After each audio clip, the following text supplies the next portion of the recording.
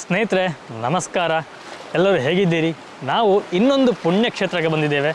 ನನ್ನ ಹಿಂದೆ ನೋಡ್ಬೋದು ನೀವು, ಇದು ವರಾಹಿ ನದಿಯ ತೀರದಲ್ಲಿರುವಂತಹ ಒಂದು ಕ್ಷೇತ್ರ. ಇದು ಶ್ರೀ ಉಮರಾಮ ಸಹಿತ ಶಂಕರನಾರಾಯಣ ದೇವಸ್ಥಾನ. ಈ ದೇವಸ್ಥಾನ ತುಂಬ ವಿಶೇಷವಾಗಿದೆ. ಹಾಗೆಯೇ ನದಿಯ ತಟದಲ್ಲಿರುವಂಥದ್ದು. ಇದು ಹೊಳೆ ಶಂಕರನಾರಾಯಣ ಅಂತಲೂ ಸಹ ಇದಕ್ಕೆ ಕರೀತಾರೆ. ತುಂಬ ಒಂದು ಪ್ರಶಾಂತವಾದ ವಾತಾವರಣದಲ್ಲಿ ಪ್ರಕೃತಿಯ ಮಡಿಲಿನಲ್ಲಿ ಇರುವಂತಹ ಒಂದು ದೇವಸ್ಥಾನ. ಇವತ್ತು ನಿಮ್ಮನ್ನು ನಾನು ಹೊಳೆ ಶಂಕರನಾರಾಯಣ ದೇವರ ದರ್ಶನವನ್ನು ಮಾಡಿಸ್ತೇನೆ. ಹಾಗೆಯೇ ಇಲ್ಲಿಯ ಇತಿಹಾಸ, ಹಾಗೆಯೇ ಇಲ್ಲಿಯ ಪೂಜೆ ಯಾವುದಿದೆ ಪ್ರತಿಯೊಂದನ್ನು ಸಹ ನಾನು ನಿಮಗೆ ತಿಳಿಸ್ಕೊಡ್ತೀನಿ. ನೋಡೋಣ, ಇಲ್ಲಿರುವಂಥ ಭಟ್ರು ಅಥವಾ ಯಾರು ಆಡಳಿತ ವರ್ಗ ಇದ್ದಾರೋ ನೋಡಿಕೊಂಡು ಅವ್ರ ಹತ್ರ ಮಾತಾಡಿ ಇಲ್ಲಿಯ ಸಂಪೂರ್ಣ ವಿವರವನ್ನು ನಾವು ತಿಳಿಯೋಣ. ನಾವು ದೇವಸ್ಥಾನಕ್ಕೆ ಹೋಗೋಕ್ಕಿಂತ ಮುಂಚೆ ಈ ಪವಿತ್ರ ಜಲದಲ್ಲಿ ನಾವು ಕೈಕಾಲು ತೊಳ್ಕೊಂಡು ಈ ಜಲವನ್ನು ನಾವು ಪ್ರೋಕ್ಷಣೆ ಮಾಡಿಕೊಂಡು ದೇವರ ದರ್ಶನವನ್ನು ಮಾಡೋಣ. ಸ್ನೇಹಿತರೆ, ತುಂಬಾ ಫೋರ್ಸ್ ಇರುತ್ತೆ. ಯಾಕಂದರೆ ಮುಂದಿರುವಂಥದ್ದು ಇಲ್ಲಿ ವಿದ್ಯುತ್ ಉತ್ಪಾದನೆ ಮಾಡುವಂಥ ಒಂದು ಕೇಂದ್ರ. ಹಾಗಾಗಿ ಯಾವ ಹೊತ್ತಿಗೆ ಎಷ್ಟು ನೀರು ಬರುತ್ತೆ ಅಂತ ಗೊತ್ತಾಗೋದಿಲ್ಲ. ದಯವಿಟ್ಟು ಇಲ್ಲಿ ಬಂದರೆ ಹೊಳೆಯಲ್ಲಿ ಇಳಿದು ಇದು ಮಾಡಲಿಕ್ಕೆ ಹೋಗಬೇಡಿ. ನೀವು ಇಷ್ಟು ನಿಂತ್ಕೊಂಡು ಸಾಕು, ನೋಡ್ಬೋದು ಎಷ್ಟು ನೀರು ಫೋರ್ಸಾಗಿ ಹೊಡಿತಾ ಉಂಟು ಅಂಥೇಳಿ. ನಾವು ಇಲ್ಲಿಯ ಜಲವನ್ನು ಪ್ರೋಕ್ಷಣೆ ಮಾಡಿಕೊಂಡು ನಾವು ದೇವರ ದರ್ಶನವನ್ನು ಮಾಡೋಣ. ಸ್ನೇಹಿತರೆ, ಹಾಗೆಯೇ ನೀವು ಇಲ್ಲಿಗೆ ಬಂದಾಗ ಒಂದು ವೇಳೆ ಈ ನದಿಯಲ್ಲಿ ನೀರು ಕಮ್ಮಿ ಇದ್ದರೆ, ಅಂದರೆ ದಿನದಲ್ಲಿ ಇಲ್ಲಿ ಗೇಟ್ ಹಾಕ್ತಾರಂತೆ, ಆಗ ನೀರು ಕಮ್ಮಿ ಇರುತ್ತೆ. ಆವಾಗ ಇದೇ ಸ್ಥಳದಲ್ಲಿ, ನನಗೆ ಸರಿಯಾಗಿ ಸ್ಥಳ ಗೊತ್ತಿಲ್ಲ, ಇಲ್ಲೇ ಈ ಸ್ಥಳದಲ್ಲಿ ಉದ್ಭವವಾದಂಥ ಲಿಂಗ ಇದೆ ಅಂತೆ. ನೀವು ನೀರು ಕಮ್ಮಿ ಇದ್ದು ಒಂದು ವೇಳೆ ಏನಾದರೂ ಅದೃಷ್ಟ ಮಾಡಿದರೆ ನಿಮಗೆ ಆ ಆದಿ ಅಥವಾ ಉದ್ಭವ ಲಿಂಗದ ಸಹ ದರ್ಶನವನ್ನು ನೀವು ಮಾಡಬಹುದು. ನಮಗೆ ಆ ಪುಣ್ಯ ಇಲ್ಲ, ಯಾಕಂದರೆ ನಾವು ಬರುವಾಗ ನೀರು ಬಿಟ್ಟಿದ್ದಾರೆ. ಹಾಗಾಗಿ ನಮಗೆ ಆ ದರ್ಶನದ ಭಾಗ್ಯ ಇವತ್ತು ಸಿಗ್ತಾ ಇಲ್ಲ. ನೋಡೋಣ, ಇನ್ನೊಮ್ಮೆ ಈ ಕಡೆ ಬಂದಾಗ ಖಂಡಿತವಾಗಲೂ ಆ ಲಿಂಗ ದರ್ಶನವನ್ನು ಸಹ ನಾನು ನಿಮಗೆ ಮಾಡಿಸ್ತೀನಿ. ಬನ್ನಿ, ನಾವು ದೇವಸ್ಥಾನ ಒಳಗೆ ಹೋಗುವ.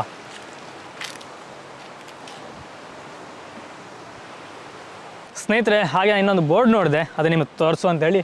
ನೋಡಿ, ಇದು ಪರಮ ಪಾವನ ವಾರಾಹಿ ಶುಕ್ತಿಮತಿ ತೀರ್ಥಸ್ಥಾನದ ಸ್ಥಳ. ಇದು ಅಗಸ್ತ್ಯ ಋಷಿಮುನಿಗಳು ತಪಸ್ಸು ಮಾಡಿದಂಥ ಸ್ಥಳ ಅಂತೆ. ನಾನು ಆವಾಗಲೇ ಹೇಳಿದಾಗೆ ನದಿಯ ಭಾಗದಲ್ಲಿ ಉದ್ಭವ ಲಿಂಗ ಇದೆ ಅಂತಲೂ ಸಹ ಇಲ್ಲಿ ಮೆನ್ಷನ್ ಮಾಡಿದ್ದಾರೆ. ಬಂದಾಗ ಈ ಬೋರ್ಡ್ಗಳನ್ನೆಲ್ಲ ಓದಿ ದೇವಸ್ಥಾನ ಹೋದಾಗ ನಿಮ್ಗೆ ಕೆಲವು ಇನ್ಫಾರ್ಮೇಷನ್ಗಳು ಈ ಬೋರ್ಡಿನಲ್ಲಿ ಸಿಗುತ್ತೆ.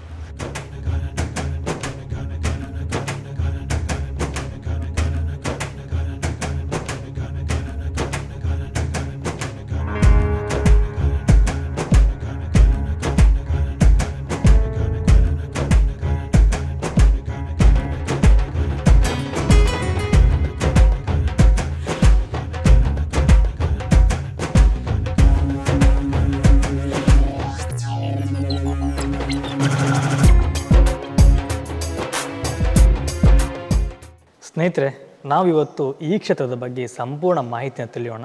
ಇಲ್ಲಿಯ ಪ್ರಧಾನ ಅರ್ಚಕ ನಮ್ಮ ಜೊತೆ ಇದ್ದಾರೆ. ನಾವು ಅವ್ರ ಹತ್ರ ಕೇಳಿ ಇಲ್ಲಿಯ ಸಂಪೂರ್ಣ ಮಾಹಿತಿಯನ್ನು ನಿಮ್ಗೆ ನಾನು ಕೊಡ್ತೀನಿ. ಭಟ್ರೆ ನಮಸ್ಕಾರ. ನಮಸ್ತೆ. ಭಟ್ರೆ, ತಮ್ಮ ಹೆಸರು? ಸುಬ್ರಹ್ಮಣ್ಯ ಉಪಾಧ್ಯಾಯ ಅಂತ. ಹಾಂ ಭಟ್ರೆ. ಇಲ್ಲಿ ಪ್ರಧಾನ ಅರ್ಚಕರು. ಹಾಂ. ದೇವಸ್ಥಾನದ ಬಗ್ಗೆ ಇತಿಹಾಸ ಹೇಳಬೇಕಾದ್ರೆ ಈ ದೇವಸ್ಥಾನದ ಬಗ್ಗೆ ಪದ್ಮ ಪುರಾಣದಲ್ಲಿ ಉಲ್ಲೇಖ ಇದೆ.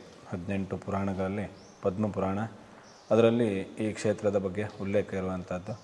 ಹಿಂದೆ ಕರರಟಾಸುರರು ಈ ಪ್ರದೇಶವನ್ನೆಲ್ಲ ಆಳ್ತಾ ಇದ್ದರು. ಆವಾಗ ಅವರ ತಂದೆಯನ್ನು ಜಂಬಾಸುರನನ್ನು ಮಹಾವಿಷ್ಣು ಕೊಂದಿರ್ತಾರೆ.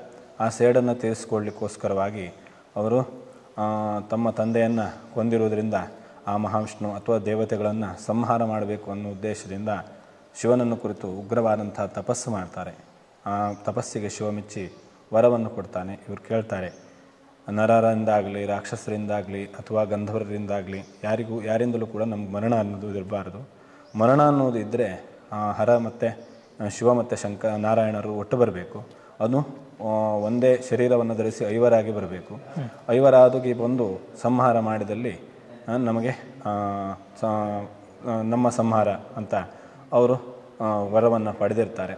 ಹಾಗೆ ನಮ್ಮನ್ನು ಸಂಹಾರ ಮಾಡಲಿಕ್ಕಾಗೋದೇ ಇಲ್ಲ ಅಂತ ಅವರು ಭಾವಿಸಿಕೊಂಡು ಈ ಪ್ರದೇಶದ ಜನರಿಗೆಲ್ಲ ತೊಂದರೆ ಕೊಡುವಂಥದ್ದು, ಎಲ್ಲ ದೇವಾಲಯಗಳನ್ನು ನಾಶ ಮಾಡುವುದು, ಹೀಗೆಲ್ಲ ಮಾಡ್ತಾ ಇರ್ತಾರೆ. ಹೀಗೆ ಮಾಡ್ತಾ ಇರುವಾಗ ದೇವತೆಗಳಿಗೆಲ್ಲ ತುಂಬ ತೊಂದರೆ ಉಂಟಾಗಿ ಅವರು ಶಿವನನ್ನು ಹೋಗಿ ಕೇಳ್ತಾರೆ. ಆವಾಗ ಹೀಗೆ ವರ ಪಡೆದಿರುವುದರಿಂದ ಅವರು ಇಬ್ಬರು ಹರ ಮತ್ತು ವಿಷ್ಣು ಇಬ್ಬರು ಒಟ್ಟಾಗಿ ಬಂದಲ್ಲಿ ಅವರು ಸಂಹಾರ ಆಗ್ತದೆ, ನೀವು ಮಹಾವಿಷ್ಣುವಲ್ಲಿ ಹೋಗಿ ಕೇಳಬೇಕು ಅಂತ ಹೇಳ್ತಾರೆ. ಆವಾಗ ಮಹಾವಿಷ್ಣು ಒಪ್ಪುತ್ತಾರೆ. ಇಬ್ಬರು ಕೂಡ ಶಂಕರನಾರಾಯಣರಾಗಿ 5 ಕ್ಷೇತ್ರಗಳಲ್ಲಿ ಲಿಂಗ ರೂಪದಲ್ಲಿ ಉದ್ಭವಿಸ್ತಾರೆ. ಆವಾಗ ಮೊದಲನೇದಾಗಿ ಕ್ರೋಡ ಮುನಿಗಳು ಶಂಕರಾಯಣದಲ್ಲಿ ತಪಸ್ಸು ಮಾಡಿರ್ತಾರೆ. ಇಲ್ಲಿ ಅಗಸ್ತ್ಯರು ತಪಸ್ಸು ಮಾಡಿ ಶಂಕರನಾರಾಯಣನು ಒಲಿಸಿಕೊಂಡಿರುವಂಥದ್ದು. ಒಲಿತಾರೆ, ಶಂಕರನಾರಾಯಣರು ಒಲಿದು ಆ ಕರರಟ್ಟಾಸುರ ಸಂಹಾರ ಆಗ್ತದೆ. ಸಂಹಾರ ಆದ ತಕ್ಷಣ ಅಗಸ್ತ್ಯ ಮಹರ್ಷಿಗಳು ಕೇಳ್ಕೊಳ್ತಾರೆ ಇಲ್ಲಿ ನೆಲೆ ನಿಲ್ಲಬೇಕು ಅಂತ ಹೇಳಿದಾಗ ಹೊಳೆ ಶಂಕರನಾರಾಯಣದ ಹೊಳೆಯಲ್ಲಿ ಉದ್ಭವ ಲಿಂಗದ ರೂಪದಲ್ಲಿ ಶಂಕರನಾರಾಯಣರು ನೆಲೆಯಾಗಿ ನಿಲ್ತಾರೆ. ಭಟ್ರೆ ಇಲ್ಲಿಯ ಪೂಜೆ ಸಮಯ ಎಲ್ಲ ಹೇಗೆ ಭಟ್ರೆ? ಪ್ರತಿದಿನ ಬೆಳಿಗ್ಗೆ 7:30ರಿಂದ ಮಧ್ಯಾಹ್ನ 11 ಗಂಟೆವರೆಗೆ, ಆಮೇಲೆ ಸಂಜೆ 4 ಗಂಟೆಯಿಂದ 7 ಗಂಟೆವರೆಗೆ ಇರ್ತೇವೆ. ಸೋಮವಾರ ದಿವಸ ಅಥವಾ ವಿಶೇಷ ಸಂದರ್ಭಗಳಲ್ಲಿ ಬೆಳಿಗ್ಗೆ 7:30ಯಿಂದ ಮಧ್ಯಾಹ್ನ 1 ಗಂಟೆವರೆಗೆ ಇರ್ತೇವೆ. ವಿಶೇಷ ಸೇವೆ ಯಾವುದಿಲ್ಲಿ? ವಿಶೇಷ ಸೇವೆ ಅಂದರೆ ರುದ್ರಾಭಿಷೇಕ, ಶತರುದ್ರಾಭಿಷೇಕ, ಹಾಗೆ ಮಹಾಪೂಜೆ, ಅಲಂಕಾರ ಪೂಜೆ ಇತ್ಯಾದಿಗಳನ್ನು ಮಾಡಬಹುದು. ಹಾಗೆ ವಿಶೇಷ ಹರಕೆ ಏನಾದರೂ ಇದೆಯಾ ಇಲ್ಲಿಗೆ? ಹರಕೆ ಹೇಳ್ಕೊಳ್ಳೋದಿದ್ರೆ ರುದ್ರಾಭಿಷೇಕವನ್ನ ಕಷ್ಟ ಬಂದಾಗ ಹೇಳ್ಕೊಂಡ್ರೆ, ಸ್ನಾನ ಮಾಡಿ ಸೇವೆ ಬಂದು ಕೊಟ್ರೆ ಪರಿಹಾರ ಆಗುತ್ತೆ. ಇನ್ನು ಶತರುದ್ರಾಭಿಷೇಕ ಇತ್ಯಾದಿಗಳನ್ನು ಹೇಳ್ಕೊಂಡಾಗ ದೊಡ್ಡ ರೂಪದ ಸಮಸ್ಯೆಗಳಿದ್ರೆ ಪರಿಹಾರ ಆಗ್ತದೆ. ಸರಿ. ಹಾಗೆ ಇಲ್ಲಿ ಏನಾದರೂ ವಾರ್ಷಿಕ ಜಾತ್ರೆ ಅಥವಾ ವಾರ್ಷಿಕ ಜಾತ್ರೆ ಎಳ್ಳ ಅಮಾವಾಸ್ಯೆ ದಿನ ವಿಶೇಷವಾಗಿ ಹೊಳೆಯಲ್ಲಿ ಸ್ನಾನ ಮಾಡಿ ಅಡಿಕೆಯ ವೀಳ್ಯದೆಲೆ ಜೊತೆಗೆ ಎಳ್ಳನ್ನು ಹಾಕಿ ನದಿಯಲ್ಲಿ ಬಿಟ್ಟು ಸ್ನಾನ ಮಾಡಿ ಬಂದು ದೇವರಿಗೆ ರುದ್ರಾಭಿಷೇಕಗಳನ್ನು ಕೊಟ್ಟರೆ ಅವರು ಜನ್ಮಾಂತರದ ಎಲ್ಲ ಪಾಪಶೇಷಗಳು ಪರಿಹಾರ ಆಗಿ ಪುಣ್ಯ ಸಂಪಾದನೆ ಆಗ್ತದೆ. ಅದು ಎಳ್ಳಮಾವಾಸ್ಯೆ ದಿನ. ಇನ್ನು ಶಿವರಾತ್ರಿ ದಿವಸ ಈ 5 ಶಂಕರಾಯಣ ಕ್ಷೇತ್ರಗಳನ್ನು ಯಾರು ಸಂದರ್ಶಿಸ್ತಾರೆ ಅವರಿಗೆ ಮೋಕ್ಷ ಸಿಗ್ತದೆ ಅಂತ ಆ ಪದ್ಮ ಪುರಾಣದಲ್ಲಿ ಉಲ್ಲೇಖ ಇದೆ. ಆಮೇಲೆ ಅಕ್ಷಯ ತೃತೀಯ ದಿನ ದೇವಸ್ಥಾನದ ವರ್ಧಂತ್ಯೋತ್ಸವ ಆಗುತ್ತೆ. ಆಮೇಲೆ ಸಂಕ್ರಾಂತಿ ದಿನ ಪ್ರತಿ ಸಂಕ್ರಾಂತಿಗೂ ಕೂಡ ದೇವರಿಗೆ 9 ಕಲಶವನ್ನು ಸ್ಥಾಪನೆ ಮಾಡಿಕೊಂಡು ಕಲಾತತ್ವ ಹೋಮವನ್ನು ಮಾಡಿ ಅಭಿಷೇಕ ಕಾರ್ಯಗಳನ್ನು ಸಮರ್ಪಣೆ ಮಾಡ್ತೇವೆ. ಮಧ್ಯಾಹ್ನ ಭಕ್ತಾದಿಗಳಿಗೆ ಅನ್ನದಾನದ ವ್ಯವಸ್ಥೆ ಇರ್ತದೆ. ಹಾಗೆ ಇಲ್ಲಿ ನಾನು ನೋಡಿದೆ ಈಗ ಶ್ರೀ ಉಮಾರಾಮ ಸಹಿತ ಶಂಕರನಾರಾಯಣ ಅಂತ, ಅದ್ರ ಬಗ್ಗೆ ಸ್ವಲ್ಪ ಹೇಳ್ಬಿಟ್ಟು. ಈಗ ಹೊಳೆಯಲ್ಲೇ ಮೂಲಲಿಂಗ ಇರುವುದರಿಂದ ಅಲ್ಲಿ ನಿತ್ಯ ಪೂಜೆಗಳಿಗೆ ಕಷ್ಟ. ಅದರಿಂದ ಅಲ್ಲಿರುವಂತಹ ಉದ್ಭವ ಲಿಂಗದ ಕಲ್ಲೇ ಈಗ ನಾವೇನು ದೇವಸ್ಥಾನವನ್ನು ಪ್ರತಿಷ್ಠಾಪನೆ ಮಾಡಿದ್ದೇವೆ ಅಲ್ಲಿವರೆಗೂ ಕೂಡ ಆ ಕಲ್ಲು ಉದ್ಭವ ಕಲ್ಲು ಇರ್ತದೆ. ಅದರ ಮೇಲೆ ಆ ವಿಗ್ರಹವನ್ನು ಭಕ್ತಾದಿಗಳಿಗೆ ದೇವರ ಮೂಲ ಸ್ವರೂಪವನ್ನು ತಿಳಿದುಕೊಳ್ಳಿಕ್ಕಾಗ್ತದೆ ಅನ್ನೋ ಉದ್ದೇಶದಿಂದ ಜಿ.ಶಂಕರ್ ಅವರ ನೇತೃತ್ವದಲ್ಲಿ ಆ ವಿಗ್ರಹದಲ್ಲಿ ಶಂಕರನಾರಾಯಣ ಸಂಪೂರ್ಣ ಕೆತ್ತನೆಯನ್ನು ಮಾಡಿರ್ತೇವೆ. ಅದರಲ್ಲಿ ಅರ್ಧ ಈಶ್ವರ, ಆಮೇಲೆ ಅರ್ಧ ವಿಷ್ಣುವಿನ ಸೂಚನೆ. ಹಾಗೆ ಆ ಕಡೆ ಈ ಕಡೆಯಲ್ಲಿ ಅವರಿಗೆ ಉಮಾ ಮತ್ತೆ ರಮಾ ಅವ್ರ ಹೆಂಡತಿಯರು ಆ ವಿಗ್ರಹದಲ್ಲಿ ಇರ್ತಾರೆ. ಬಟ್ ಹಾಗೆ ನಂಗೊಂದು ಅಡ್ರೆಸ್ ಕರೆಕ್ಟಾಗಿ ಹೇಳಿ, ಯಾಕಂದ್ರೆ ಬರೋರಿಗೆ ಒಂದು ಅನುಕೂಲ ಆಗಲಿ ಅಂತ ಹೇಳಿ. ಇಲ್ಲಿ ಉಡುಪಿ ಜಿಲ್ಲೆ, ಆಮೇಲೆ ಕುಂದಾಪುರ ತಾಲೂಕು, ಹೊಸಂಗಡಿ ಗ್ರಾಮ. ಆದರೆ ಹೊಸಂಗಡಿ ಗ್ರಾಮ ಆದರೂ ಕೂಡ ಸಿದ್ದಾಪುರದಲ್ಲಿ ಸರ್ಕಲ್ನಲ್ಲಿ ನೀವು ಉಡುಪಿಯಿಂದ ಬರುವವರು ರೈಟ್ ತಗೊಂಡ್ರೆ ಸೀದಾ ಹೊಳೆ ಶಂಕರನಾರಾಯಣ ಅಂತ ಸಿಗುತ್ತೆ. ಒಂದು 5 ಕಿಲೋಮೀಟರ್ ಬಂದರೆ ಹೊಳೆ ಶಂಕರನಾರಾಯಣ ಸಿಗುತ್ತೆ, ಬರ್ಬೋದು. ಎಲ್ಲ ಕಡೆ ಬೋರ್ಡ್ ಸಹ ಇದೆ. ಬೋರ್ಡು ಎಲ್ಲ ದಿಕ್ಸೂಚಿಗಳೆಲ್ಲ ಇದೆ. ಮತ್ತು ನೀವು ಗೂಗಲ್ ಮ್ಯಾಪ್ನಲ್ಲಿ ಹಾಕಿದ್ರು ಕೂಡ ಹೊಳೆ ಶಂಕರನಾರಾಯಣ ತಲುಪಬಹುದು. ಓಕೆ ಭಟ್ರು, ತುಂಬ ಮಾಹಿತಿಯನ್ನು ತಿಳಿಸ್ಕೊಟ್ರಿ, ನಿಮಗೆ ಧನ್ಯವಾದಗಳು. ಸರಿ, ಎಲ್ಲರಿಗೂ ಒಳ್ಳೆಯದಾಗಲಿ ಅಂತೇಳಿ ನಾನು ಹಾರೈಸ್ತೀನಿ. ಸರಿ, ಥ್ಯಾಂಕ್ ಯು. ಎಲ್ಲರಿಗೂ ದೇವರು ಒಳ್ಳೇದು ಮಾಡಲಿ. ಸ್ನೇಹಿತರೆ, ಹಾಗೆ ನಮ್ಮ ಜೊತೆ ಇಲ್ಲಿಯ ಭಕ್ತಾದಿಗಳಿದ್ದಾರೆ, ಅವರನ್ನು ಸಹ ನಾವು ಮಾತಾಡಿಸಿ ಅವರ ಅನುಭವ ಹೇಗಿದೆ ಅಂತ ನಾವು ತಿಳ್ಕೊಳ್ಳೋಣ. ಸರ್ ನಮಸ್ಕಾರ. ನಮಸ್ತೆ ಸರ್, ತಮ್ಮ ಹೆಸರು? ರವೀಂದ್ರ ಎಚ್. ಹೌದಾ, ಈ ಒಂದು ಶಾಲೆಯಿಂದ ಬಂದಿರಿ ಅಂತ ಹೇಳ್ಪಟ್ಟೆ. ಯಾವ ವಾಗ್ಜ್ಯೋತಿ ಶ್ರವಣದೋಷವುಳ್ಳ ಮಕ್ಕಳ ವಸತಿ ಶಾಲೆ, ಮಕ್ಕಳನ್ನ ಈ ಕ್ಷೇತ್ರಕ್ಕೆ ಭೇಟಿಗಾಗಿ ಕರ್ಕೊಂಡು ಬಂದಿದ್ವಿ. ಹೌದಾ, ಇದು ಮುಂಚೆ ಬಂದಿದ್ದೀರಾ ನೀವು ಇಲ್ಲಿ? ಇದರ ಮುಂದೆ ಬಂದಿದ್ವಿ. ಪ್ರತಿ ವರ್ಷ ಕೂಡ ಇಲ್ಲಿ ಶಂಕರನಾರಾಯಣದಲ್ಲಿ ಎಳ್ಳಮಾವಾಸ್ಯೆ ದಿವಸ ಒಳ್ಳೆಯ ಜಾತ್ರೆ ಇಲ್ಲಿ ನಡೀತದೆ. ಆ ಕಾರ್ಯಕ್ರಮಕ್ಕೆ ನಾವು ಪ್ರತಿ ವರ್ಷ ಇಲ್ಲಿ ಬರ್ತಾ ಇದ್ವಿ. ಹೌದಾ, ಹೇಗಿದೆ ಸರ್ ನಿಮ್ಮ ಅನುಭವ ಇಲ್ಲಿ ಬಂದಿದ್ದು? ಶ್ರೀ ಕ್ಷೇತ್ರ ಹೊಳೆ ಶಂಕರನಾರಾಯಣ ಸ್ವಚ್ಛ ಹಸಿರಿನ ನಡುವೆ ಹರಿಯುವ ನೀರಿನ ಮಧ್ಯದಲ್ಲಿ ಸುಂದರ ಒಂದು ಒಳ್ಳೆಯ ಕ್ಷೇತ್ರ ಮತ್ತು ಪ್ರಶಾಂತ ವಾತಾವರಣದಲ್ಲಿ ಇದೆ. ಯಾಕಂತ ಹೇಳಿದ್ರೆ ಇಲ್ಲಿ ಒಂದು ಕಾರಣಿಕ ಸ್ಥಳ, ಏನಾದರೂ ಒಂದು ನಂಬಿಕೆ ಇಟ್ಟು ಈ ಸ್ಥಳಕ್ಕೆ ಬಂದರೆ ಒಂಥರ ಮನಃಶಾಂತಿ ಸಿಗ್ತದೆ. ಹಾಗಾಗಿ ಯಾವಾಗಲೂ ಕೂಡ ಒಮ್ಮೆ ಬಂದವರಿಗೆ ಮತ್ತೊಮ್ಮೆ ಬರಬೇಕಂತ ಅನಿಸ್ತದೆ. ಇವತ್ತು ನಾವು ಬರುವುದರ ಜೊತೆಗೆ ನಮ್ಮ ಎಲ್ಲ ವಿದ್ಯಾರ್ಥಿಗಳಿಗೆ ಈ ಭಕ್ತರಲ್ಲಿ ಒಂದು ಬೇಡಿಕೆಯನ್ನಿಟ್ಟು ಹೋಗಲಿಕ್ಕೆ ಎಲ್ಲ ಮಕ್ಕಳನ್ನು ಕೂಡ ಇಲ್ಲಿ ಕರ್ಕೊಂಡು ಬಂದಿದ್ವಿ. ವಿಶೇಷವಾಗಿ ನಮ್ಮ ಮಕ್ಕಳಿಗೆ ಕಿವಿ ಕೇಳುವುದಿಲ್ಲ, ಮಾತನಾಡಲಿಕ್ಕೆ ಬರ್ತಾ ಇಲ್ಲ, ವಿಶೇಷ ಮಕ್ಕಳು. ಅದು ಉಡುಪಿ ಮಂಗಳೂರು ಜಿಲ್ಲೆಯಲ್ಲಿ ಇರುವಂಥ ಒಂದು ಏಕೈಕ ಶಾಲೆ ಇದು. ಎಲ್ಲ ಮಕ್ಕಳು ಇವತ್ತು ದೇವರಲ್ಲಿ ಪ್ರಾರ್ಥನೆ ಮಾಡಿ ಒಂದು ಶೈಕ್ಷಣಿಕ ಪ್ರವಾಸ, ಸಂಕ್ಷಿಪ್ತ ಮಟ್ಟದಲ್ಲಿ ಒಂದು ಪ್ರವಾಸವನ್ನು ಹತ್ತಿರದ ದೇವಸ್ಥಾನಕ್ಕೆ ಭೇಟಿ ನೀಡುವ ಮೂಲಕ ಬಂದಿದ್ವಿ. ದೂರದಲ್ಲಿದ್ದರೆ ಇದು ಒಳ್ಳೆಯ ಪ್ರವಾಸಿ ಕೇಂದ್ರ ಅಂತೇಳಿ ಎಲ್ಲೆಲ್ಲಿಗೂ ಹೋಗ್ತೀವಿ. ನಮ್ಮ ಕಾಲಬುಡದಲ್ಲಿ ಒಳ್ಳೆಯ ಪ್ರವಾಸಿ ತಾಣ ಈ ಕಾಡಿನ ಹಸಿರ ಪರಿಸರದ ಮಧ್ಯದಲ್ಲಿ ಇದೆ. ಮತ್ತು ಇಲ್ಲಿ ಒಳ್ಳೆಯ ಶಿಸ್ತು, ಸ್ವಚ್ಛತೆ ಎರಡೂ ಕೂಡ ಈ ದೇವಸ್ಥಾನದಲ್ಲಿ ಕಾಣಬಹುದು. ತುಂಬ ಖುಷಿ ಆಗ್ತದೆ. ಕೆಳಗಡೆ ನದಿ ಹರಿತಾ ಇದೆ, ಮೇಲ್ಗಡೆ ಬೆಟ್ಟ ಇದೆ, ಕಾಡಿದೆ, ಜೊತೆಗೆ ಇಲ್ಲಿ ಉಮಾರಾಮ ಸಹಿತ ದೇವಸ್ಥಾನ ಇದೆ. ದೇವಸ್ಥಾನದ ವಾತಾವರಣ ತುಂಬ ಚೆನ್ನಾಗಿದೆ. ಹಾಗಾಗಿ ಮತ್ತೆ ಮತ್ತೆ ಬರಬೇಕೆನಿಸುವಂಥ ಕ್ಷೇತ್ರ ಈ ಕ್ಷೇತ್ರ. ಸರಿ, ನೀವು ಶಾಲೆ ಬಗ್ಗೆ ಹೇಳಿದ್ರಿ, ಆ ಶಾಲೆದ ಅಡ್ರೆಸ್ ಅಂತ ಹೇಳಿಬಿಡಿ, ಯಾರ್ಯಾವುದು ಉಪಯೋಗ ಆದರೆ ಆಗಲಿ ಅಂತೇಳಿ. ವಾಗ್ಜ್ಯೋತಿ ಶ್ರವಣದೋಷವುಳ್ಳ ಮಕ್ಕಳ ವಸತಿ ಶಾಲೆ. ಇದು ಜಿ.ಶಂಕರ್ ಅವರ ಮುಂದಾಳತ್ವದಲ್ಲಿ ನಡೀತಾ ಇರುವಂಥ ಶಾಲೆ. ಅಂಪಾರು ಗ್ರಾಮದ ಮೂಡುಬಗೆಯಲ್ಲಿ ಶಾಲೆ ಇರುವಂಥದ್ದು. ಕರ್ನಾಟಕದಾದ್ಯಂತ ವಿಶೇಷ ಮಕ್ಕಳು ಈ ಶಾಲೆಯಲ್ಲಿ ವಸತಿ ಶಿಕ್ಷಣವನ್ನು ಪಡಿತಾ ಇದ್ದಾರೆ. ಸರಿ, ತುಂಬ ಧನ್ಯವಾದ. ನಿಮ್ಮನ್ನು ಭೇಟಿಯಾದ್ದು ನಮ್ಮ ಭಾಗ್ಯ ಅಂದ್ಕೊಳ್ತೀನಿ. Thank you.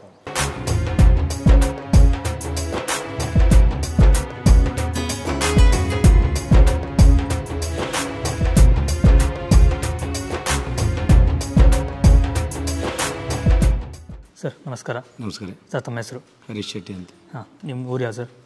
ನಮ್ಮ ಊರು ಮೂಡುಬೆಗೆ, ಅಂಪಾರ ಹತ್ರ. ಹಾಂ. ಬಟ್ ನಾವು ನಮ್ಮ ತಾಯಿ ಮನೆಯಲ್ಲ ಇಲ್ಲೇ. ಹಾಂ ಹಾಂ. ನಾವು ಇಲ್ಲಿಯವರೇ ಮೂಲತಃ. ಹಾಂ, ಬಟ್ ನೀವು ಉದ್ಯಮ ಮಾಡ್ತಿರೋದು? ಉದ್ಯಮ ಮಾಡ್ತಾ ಇರೋದು ಬೆಳಗಾಮಲ್ಲಿ. ಇಲ್ಲಿ ಯಾವ್ದು ಬರ್ತಾ ಇರ್ತೀರ ದೇವಸ್ಥಾನ ನೀವು? ಹಾಂ, ಊರಿಗೆ ಬಂದಾಗೊಮ್ಮೆ ಬರ್ತಾ ಇರ್ತೀವಿ. ಈ ಕ್ಷೇತ್ರದ ಬಗ್ಗೆ ನಮಗೊಂದು ಭಾಳ ನಂಬಿಕೆನೂ ಇದೆ. ಮತ್ತು ಐತಿಹಾಸಿಕ ಕ್ಷೇತ್ರವಾಗಿದ್ದರಿಂದ ನಾವೇನು ಅಂದ್ಕೊಂಡಿದ್ರು ಸಹ ನೆರವೇರ್ತದೆ ಅನ್ನುವಂಥ ಒಂದು ನಂಬಿಕೆನೂ ಇದೆ. ಸರಿ, ಏನಿಲ್ಲ ವಿಶೇಷ ಏನಂದ್ರೆ ನಿಮ್ಗೆ ಅನ್ಸೋ ಪ್ರಕಾರ?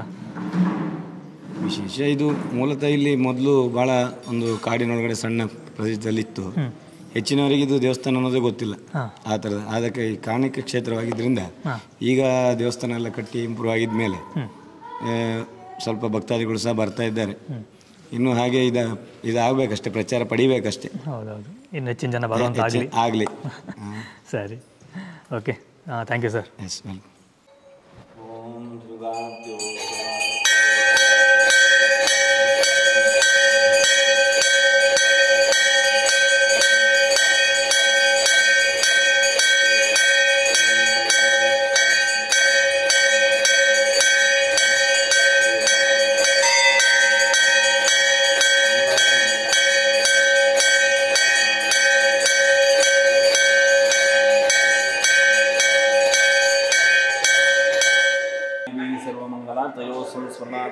ಸರ್ವತೋ ಜೀವನಮಂಗಲಂ. ದೇವರು ಒಳ್ಳೇದು ಮಾಡಲಿ. ಶ್ರದ್ಧಾ ಭಕ್ತಿ ಪ್ರಾಪ್ತಿ ಇರುತ್ತೆ. ನಿಮ್ಮ ಕಾರ್ಯ ಚಾನಲ್ಗೆ ಹೆಚ್ಚು ಪ್ರಚಾರ ಸಿಕ್ಕಿ ಎಲ್ಲ ವ್ಯೂವರ್ಸ್ ಎಲ್ಲ ಜಾಸ್ತಿಯಾಗಿ ಮುಂದೆಲ್ಲ ಒಳ್ಳೆಯದಾಗಲಿ. ದೇವ್ರ ನಡೆಸಿ. ಸ್ನೇಹಿತರೆ, ಇದಿಷ್ಟು ಈ ಹೊಳೆಶಂಕರನಾರಾಯಣ ದೇವಸ್ಥಾನದ ಇತಿಹಾಸ ಆಗಿತ್ತು. ಹಾಗೆ ಇಲ್ಲಿರುವಂತಹ ಹಲವಾರು ಪೂಜೆಯ ಹಾಗೆ ಇಲ್ಲಿಯ ಹಬ್ಬದ ಎಲ್ಲ ನಿಮಗೆ ಮಾಹಿತಿನ ನಾನು ಕೊಟ್ಟಿದ್ದೀನಿ. ಸ್ನೇಹಿತರೆ, ಆದಷ್ಟು ವಿಡಿಯೋಗಳನ್ನ ಶೇರ್ ಮಾಡಿ. ನಾನು ಪ್ರತಿಯೊಂದು ವಿಡಿಯೋದಲ್ಲಿ ಯಾಕೆ ಹೇಳ್ತಾ ಇದ್ದೀನಿ ಅಂತಂದರೆ, ನೀವು ಮಾಡುವಂಥ ಶೇರ್ ನಮಗೆ ಇನ್ನೂ ಉತ್ತೇಜನ ಕೊಡುತ್ತೆ. ಇನ್ನೂ ಹಲವಾರು ಕ್ಷೇತ್ರಗಳ ಬಗ್ಗೆ ಇನ್ನೂ ಹೆಚ್ಚಿನ ಮಾಹಿತಿ ಕೊಡಲಿಕ್ಕೆ, ಹಾಗೆಯೇ ಇನ್ನು ಹೆಚ್ಚು ನಾವು ಕ್ಷೇತ್ರಗಳನ್ನ ದರ್ಶನ ಮಾಡಿಸ್ಲಿಕ್ಕೂ ಸಹ ನಮಗೆ ಒಂದು ಸಹಾಯ ಆಗುತ್ತೆ. ನಾನೀಗ ನಿಂತಿರುವಂಥದ್ದು ತುಳಸಿ ವನ ಅನ್ನೋ ಒಂದು ಜಾಗ. ಇದು ದೇವಸ್ಥಾನ ಸಂಬಂಧಪಟ್ಟ ಹಾಗೆ ಇಲ್ಲಿ ನೀವು ನೋಡ್ಬೋದು ಎಲ್ಲ ಕಡೆಯೂ ತುಳಸಿ ಗಿಡಗಳನ್ನ ನೆಟ್ಟಿದ್ದಾರೆ. ನನಗೆ ತುಂಬ ಖುಷಿಯಾದ್ದು. ಯಾಕಂದರೆ ತುಳಸಿಗೆ ಅಂತ ಹೇಳಿ ಒಂದು ಜಾಗವನ್ನು ಇಟ್ಟು ಅಲ್ಲಿ ಬೇಕಾದಂಥ ನೀರಿನ ವ್ಯವಸ್ಥೆ ಎಲ್ಲ ಮಾಡಿ ಸೊಂಪಾಗಿ ಒಂದು ತುಳಸಿ ಗಿಡ ಬೆಳೀಲಿಕ್ಕೆ ಒಂದು ಸಹಾಯ ಆಗಿದೆ. ಸ್ನೇಹಿತರೆ, ನಾನು ನಿಮಗಿನ್ನು ಮುಂದಿನ ಒಂದು ಕ್ಷೇತ್ರದಲ್ಲಿ ಸಿಗ್ತೀನಿ. ಅಲ್ಲಿಯೇ ಕ್ಷೇತ್ರದ ಇತಿಹಾಸವನ್ನು ನಾವು ತಿಳಿಯುವ. ನಾನು ಈ ಕ್ಷೇತ್ರದ ದರ್ಶನವನ್ನು ಇಲ್ಲಿಗೆ ಮುಗಿಸ್ತಾ ಇದ್ದೇನೆ. ನಾನು ನಿಮಗೆ ಮುಂದಿನ ಒಂದು ವಿಡಿಯೋದಲ್ಲಿ ಸಿಗ್ತೀನಿ. ಥ್ಯಾಂಕ್ ಯು, ಬಾಯ್, ನಮಸ್ಕಾರ.